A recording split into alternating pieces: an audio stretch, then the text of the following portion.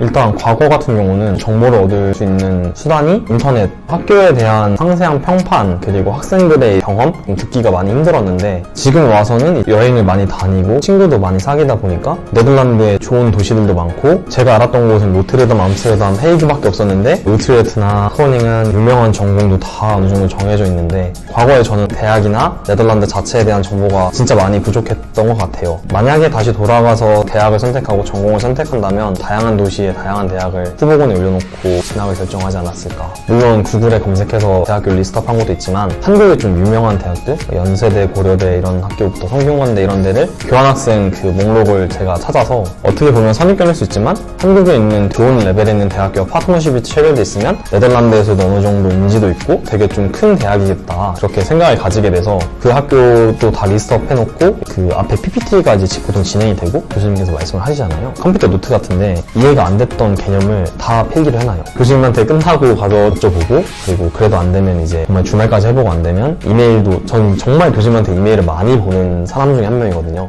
대다수의 교수님들은 이런 학생을 되게 반가워하시더라고요. 같은 반 친구들한테 이제 좀 물어보기도 하고 서로 이제 많이 돕는 것 같아요. 아무래도 영어 관련된 그리고 커뮤니케이션에 좀 더 집중된 과목들은 제가 원어민 친구의 도움을 많이 받고 수학이나 이런 관련된 부분은 제가 또 친구들한테 도움을 줄 수 있으니까 한국에 수능을 보고 대학교 1년 다녔었어요. 그러고 군입대를 했는데 국내에서 이제 제 인생에 대해서 나름의 계획을 세우고 이렇게 하다 보니 유학을 하고 싶었고 뭐 교육적인 부분에서도 네덜란드가 잘 맞는 것 같아서 저는 송찬주입니다.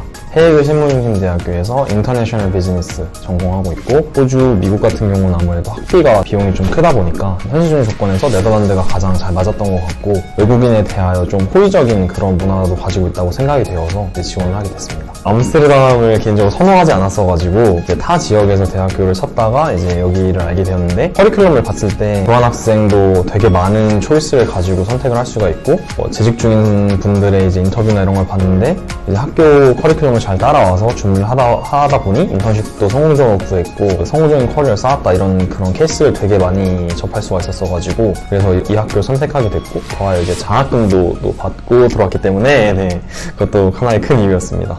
홀란드 스칼러십인데 네, 학교마다 이제 배정되어 있는 인원이 있기 때문에 학교에서 제시한 에세이를 써서 붙어서 장학금을 받게 됐습니다.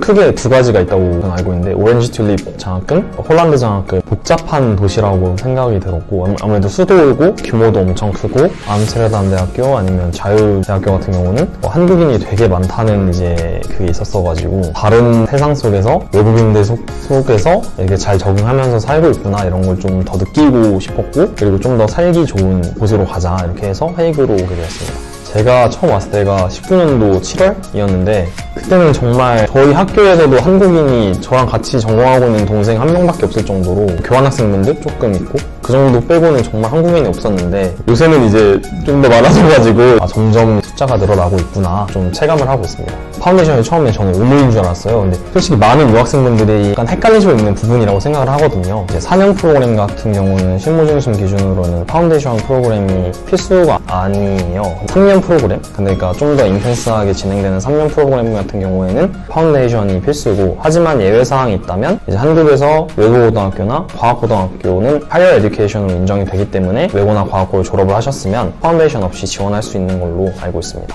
그때 당시에 이제 3년, 4년 커리큘럼 비교가 있었는데 3년보다 솔직히 4년이 일단 기간도 더 길고 뭔가 제대로 배울 수 있겠다라는 느낌도 있었고 3년 과정에 있는 친구한테 물어보니까 거기는 인턴십, 교환학생 둘 중에 선택 시간이 아무래도 제한적이니까 교육 과정상에 있는 몇 가지를 생략하기도 하고 물론 빨리 취업을 하고 빨리 졸업을 하고 싶지만 최대한 많은 걸 한번 배워보고 싶고 하고 싶었어서 정보가 제한되어 있는 입장에서 이름만 놓고 봤을 때는 전문대 아니냐 이렇게 오해하실 수도 있지만 물론 저도 한국에 있었을 때 팽병까지는 아니지만 헷갈리는 부분은 굉장히 있었던 것 같아요. 이게 연고 중심과 실무 중심 사이에서 고민을 많이 하기도 했고 아무래도 이름이 다르니까 뭐가 다른 거지? 라는 걸 좀 더 알아보고 싶었고 실무 중심 같은 경우에는 교육적 초점이 실생활에 적용 그래서 회사에 진짜 들어갔을 때 필요한 그런 스킬을 좀 더 많이 배우고 장점이자 강조드리고 싶은 부분은 그걸 실제로 학교에서도 적용해보는데 되게 초점이 맞춰져 있거든요. 저희 커리큘럼상에 인티그레이티드 프로젝트라는 그게 매 학기마다 있어요.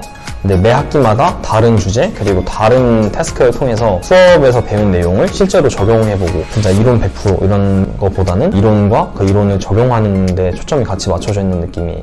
본인이 어떤 목적을 가지고 있느냐에 따라서 진학도 달라질 수 있다고 생각이 많이 들어요. 학술적인 목표를 가지고 있는 전공이라면 연구 중심을 가는 게 맞는 것 같은데, 한국에서는 약간 일반 대학교와 전문대학교의 수준 차이가 엄청 좀 있잖아요. 그리고 사람들의 인식도 많이 차이가 있다고 저는 생각을 하는데, 네덜란드에서는 정말 그런 차이는 없는 것 같아요.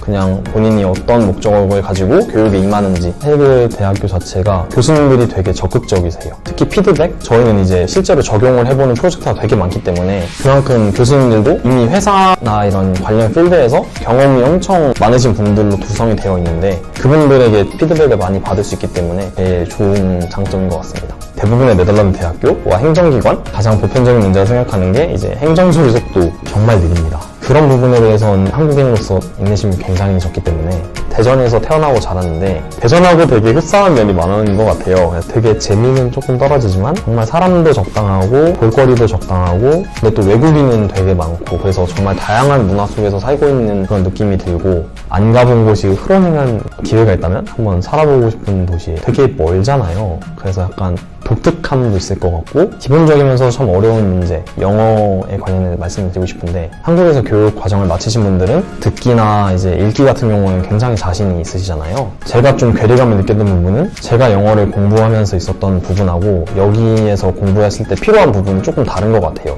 좀 더 대학에서 공부하는 레벨에서는 스피킹과 라이팅이 훨씬 중요한 비중을 차지를 하고, 실제로 거의 모든 평가 기준이 스피킹과 라이팅에 기반이 돼 있기 때문에, 스피킹, 라이팅이 좀 자신 없으신 분들은 연습을 더 많이 하시고 정말 준비된 상태로 오셔야 될 것 같아요. 완벽하게 준비할 사실 어렵고, 한국에서 준비할 수 있을 만큼 준비하시고 오셔서 부딪히는 게, 학교 다니면서 제일 많이 늘은 능력이 뭔가 따지고 뭔가 물어보는 의미가 있는 거, 최대한 많이 귀찮게 하고, 특히 행정절차 같은 거 진짜 여기 너무 느리게 하다 보니까 정말 계속 더블 체크하고 트리플 체크하고 계속 체크하는, 교수님한테도 이제 많이 그렇게 하는 것 같아요.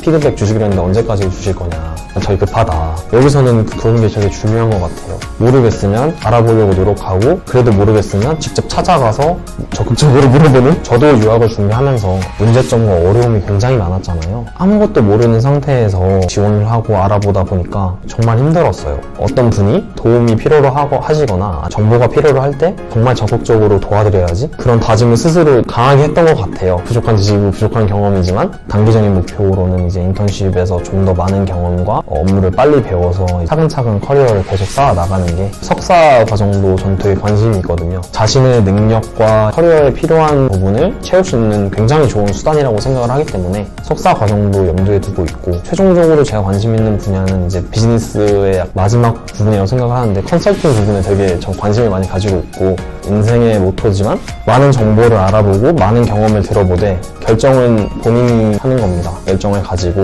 해결해 나가는, 힘들고 가끔은 좀 외로운 유학 생활일 수 있는데 잘 이겨내시고, 그러면서 네덜란드에서 생활 즐기시기를 바라겠습니다.